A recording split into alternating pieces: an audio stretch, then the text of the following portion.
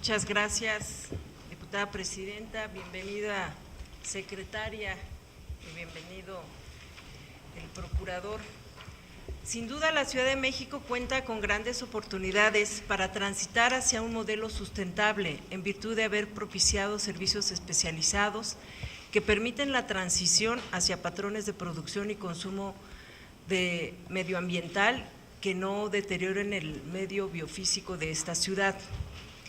En materia de suelo de conservación y con respecto al programa general antes que se ha estado ya mencionando, venía yo monitoreando la comparecencia de los dos y bueno, en virtud de que vivo hasta el sur, entonces han de imaginar lo que significa transitar para muchos y muchas que viven en comunidades rurales, como es el caso de Milpalta, como es el caso de la delegación Tláhuac, y agradezco mucho porque también quisiéramos hacer una solicitud para que se pudiera visitar a estas regiones. Hay una gran deuda para la región sur de la Ciudad de México y sobre todo esa deuda se refleja en el presupuesto, ¿no?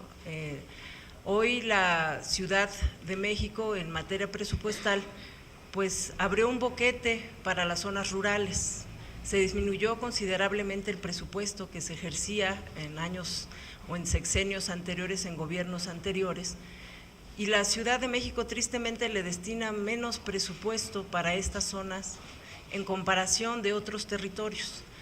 Lo que se visualiza, sin ánimo de polemizar y sin ánimo de señalar a nadie en lo particular, pero lo que se visualiza es que se privilegió una idea más de una ciudad urbana y la mitad del territorio de la ciudad es rural o semirural. Entonces, sí sería importante, ya que ustedes están por concluir en su mandato, ¿qué serían estas prioridades que encontrarían, sobre todo para el tema del ordenamiento? A mí me preocupa porque en algún momento se trabajaba con una línea por el lado de la secretaría que tú presides, maestra o doctora Tania, y por otro de las directrices del INVI.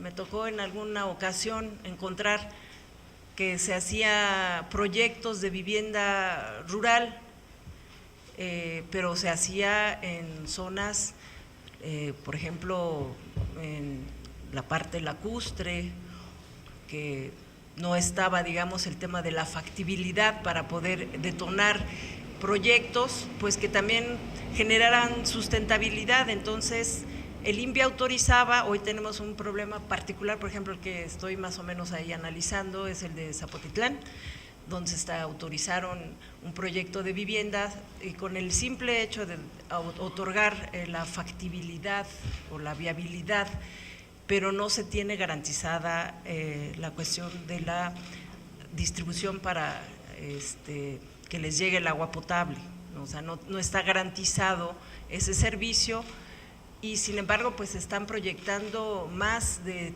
200 viviendas en una zona pues donde no hay agua, ¿no? Entonces, ¿cuáles son esos criterios? Porque sí es importante que nosotros como diputadas y diputados pudiéramos ir armonizando esos criterios que nos permitan para que el próximo gobierno y el Congreso pues vaya de la mano, ¿no? Y no estar dejando márgenes a la interpretación o al manejo discrecional de las autorizaciones, ¿no? Entonces, ese es un tema que seguramente hoy esta comunidad, la de Zapotitlán, se ha organizado y ha decidido que no, mientras las comunidades no sean consultadas.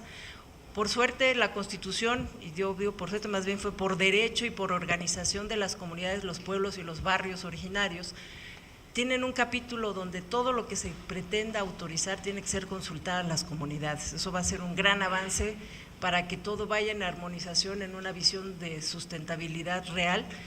Invertirle también sobre todo en el tema de presupuesto.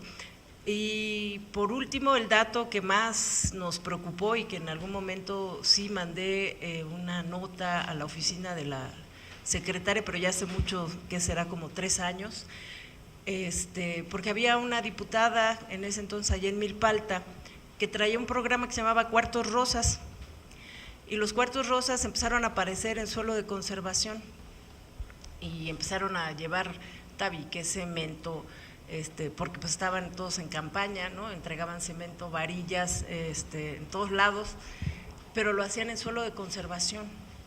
Entonces, ¿cómo logramos conciliar estas visiones? Porque al final pues hay un daño ecológico en estas comunidades y sobre todo, y esa sería mi última pregunta, saber si dentro de las medidas que ha implementado la Secretaría de Medio Ambiente para lograr frenar el abuso y uso de fertilizantes en las zonas rurales.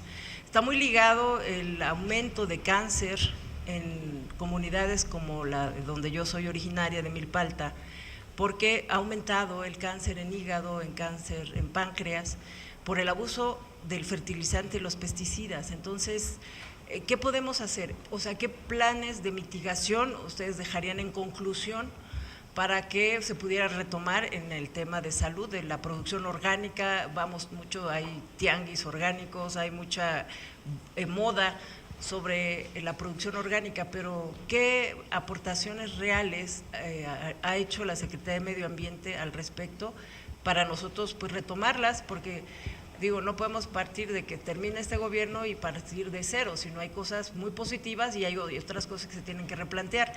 Pero en las cosas positivas a mí me gustaría mucho escuchar tanto al procurador como a la secretaria, qué son las áreas de oportunidad que este Congreso puede tomar en cuenta para no cometer errores en el futuro. Muchas gracias. Muchas gracias, diputada. A continuación, le cedemos el uso de la